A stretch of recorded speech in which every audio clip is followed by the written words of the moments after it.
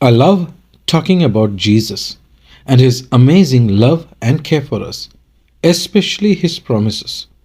In this lesson, we will look at one such promise found in Psalms chapter 91, verses 14 to 16, and how it was fulfilled in the life of Job. Let us read to begin. Because he has set his love upon me, therefore will I deliver him. I will set him on high, because he hath known my name. He shall call upon me, and I will answer him. I will be with him in trouble. I will deliver him and honor him. With long life will I satisfy him and show him my salvation. Looking closely at these verses, we see the I wills of God, where God promises to deliver those who set their love upon him, to those who call upon him. So let us look at the I wills of God. I will deliver him. I will set him on high. I will answer him. I will be with him in trouble.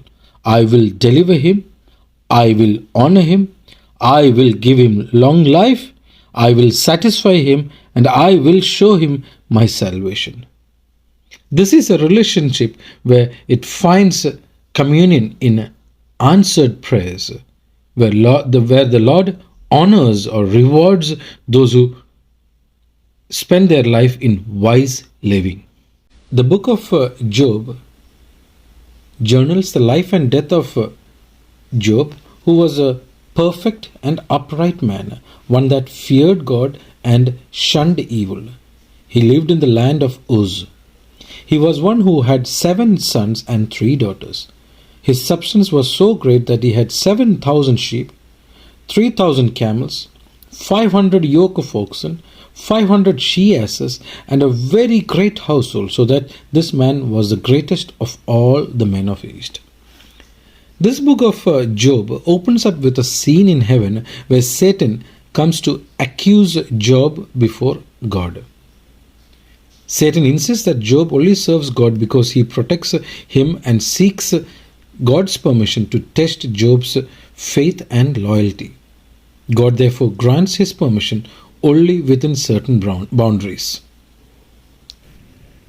Satan now has the full permission of God to test Job in his loyalty and faithfulness towards God. Armed with this permission, Satan heads to the earth to strike Job one at a time.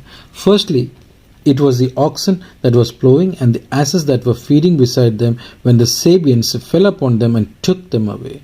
Secondly, it was a fire that fell from heaven and burnt up the entire sheep. Thirdly, it was the Chaldeans who made out as 3 bands fell upon the camels and took all of them away.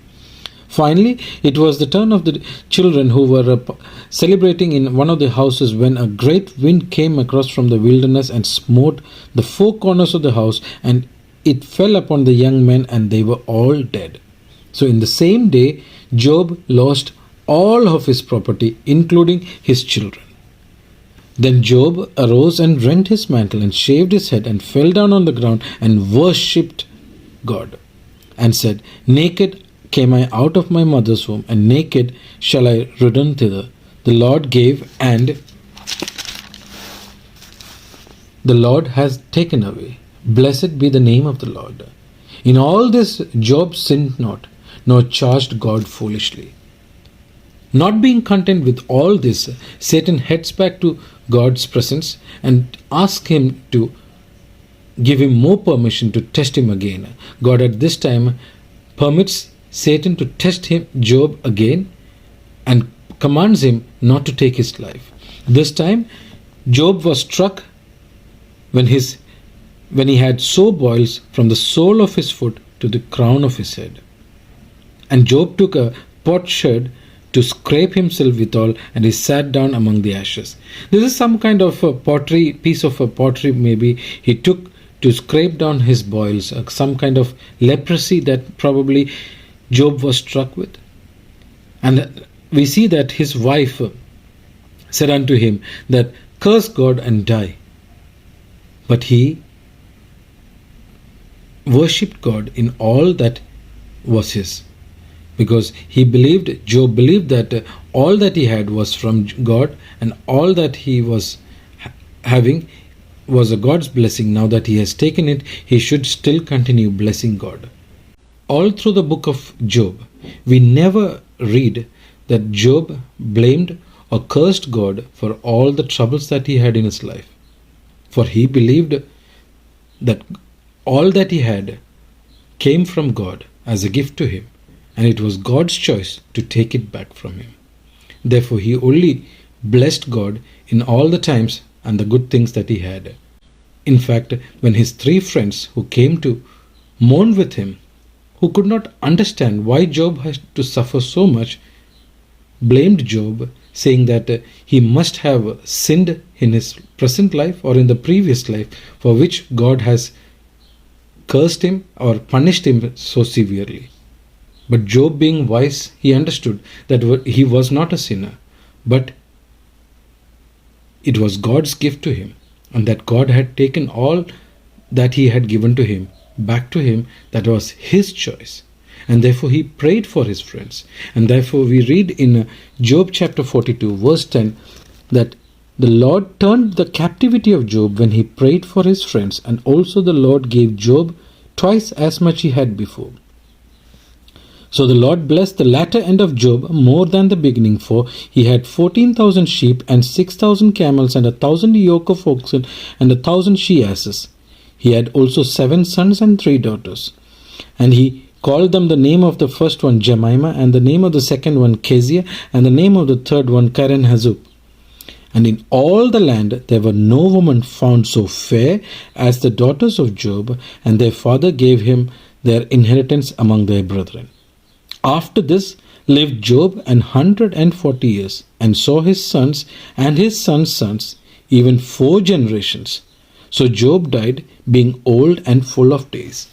Isn't this the promise that we were talking about before in Psalms chapter 91 verses 14, 15 and 16? Where we see that God is answering our prayers and that he will deliver us from all our problems, especially as Job, who set his love upon God, when he called upon God, that God delivered him from all his troubles and he set him on high, because Job knew God's name and he obeyed him and he believed in him. God answered Job, especially when he prayed for his friends. God was with Job all through his trouble and was delivered and honored him all the time. With long life was Job satisfied and was shown his salvation.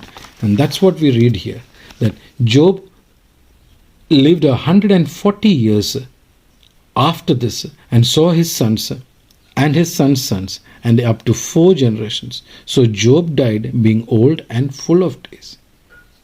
Isn't that a great blessing? Isn't that a promise that God is giving us and he is fulfilling us in Job's life, which is also in our lives today? This is prayers being answered, my dear friends. This is promises being kept by our God, our faithful God, our compassionate God, our loving God, who keeps his promises, not like our wills and shalls. When God says he will do, he does it. And he has promised us and he has shown us as an example through Job's life. Therefore, keep on praying, my dear friends. An honest prayer is always answered. God bless.